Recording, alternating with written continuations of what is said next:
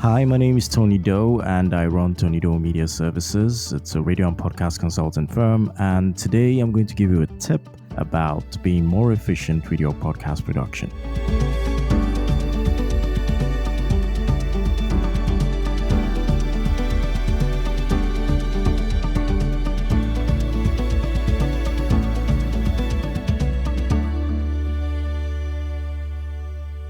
Okay, so what do I do? I'm a radio and podcast consultant, and my background really is in radio. And then I got into podcasting about a decade ago. So, what I do specifically is help people manage their podcasts as well as produce mine. And then I also have conversations with radio stations, urging them to have podcast strategies because, of course, the way we listen to audio these days is evolving, and a lot of things we used to enjoy on radio at specific times, we may not have that much time again to enjoy these shows. So we hope we can actually listen to them on our own time. So those are the kind of conversations I have with radio stations, urging them to look at podcasting as an additional way to reach new audiences, generate income, and of course, provide constant services to their actual listeners, ensuring that even when they miss a live show, they don't miss the show totally. So that's what I do. My journey into podcasting started around 2012. I was making the transition from full time radio to consultant, and I was creating shows. I was shopping to radio stations, and then it just occurred to me that I could actually put these shows online. So I toyed with the idea of using platforms like SoundCloud and Hawkshare, and then I discovered Podbean, and then realized that there were online platforms for hosting audio shows, and then it just never stopped. I did a lot of shows, most of them in the podcast graveyard now. But yeah, that was how it started for me. And then I got more interested in trying to understand how podcasting as a medium, would serve the interests of many who couldn't get their own shows on radio. Like when I started, what I was doing a lot with my own platform was helping young radio upstarts, or people who wanted to get into radio, to have a sort of a place to play around with their skills and develop their own ideas. And some of these shows ended up being demos for these kids, and many of them are working in radio now. So there were many aspects of podcasting, and it just seemed so exciting. The low barrier of entry, the opportunities it gave to people who really couldn't talk about certain things on radio, and the opportunities it gave people who wanted to get on radio but wanted to be somewhere, having a voice that people could actually say, you know what, I heard you on on the internet, and I think you would sound good on radio.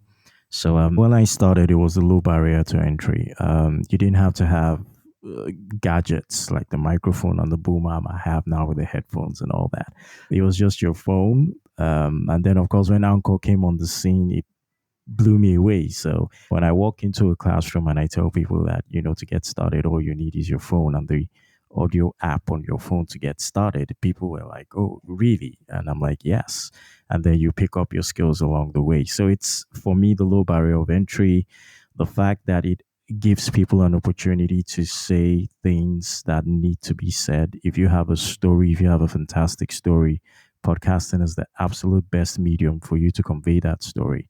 And I come from a continent full of storytellers. We really don't always write our stories down. We pass it from generation to generation. And how we do that is we tell it.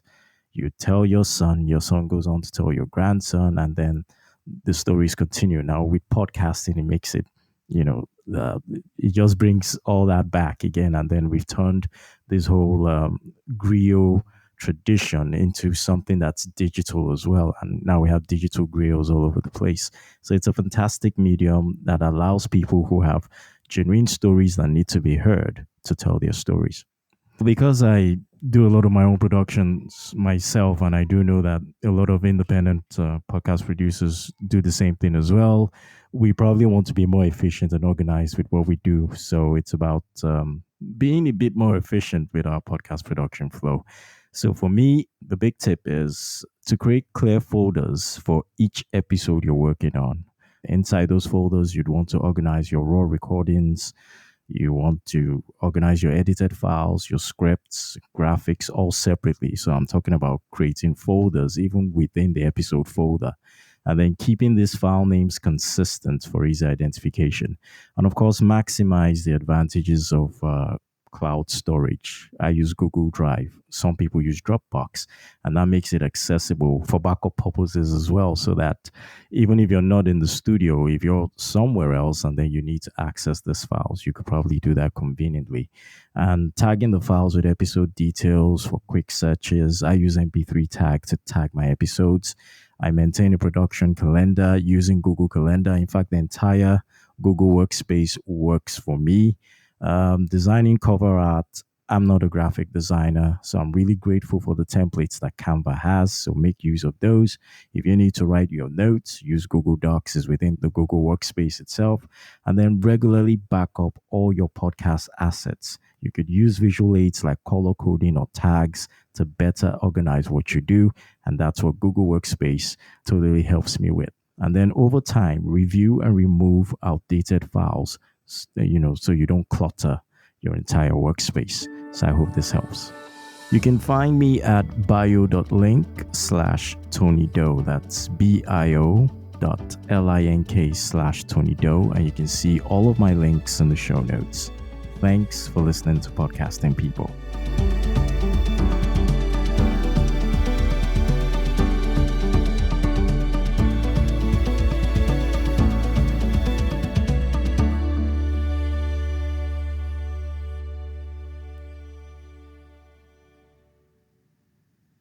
Like the sound of this episode? The Sound Boutique can help with your show too, from fixing problem audio all the way through to producing full shows. Visit thesoundboutique.com today to start a conversation. The link is in the show notes.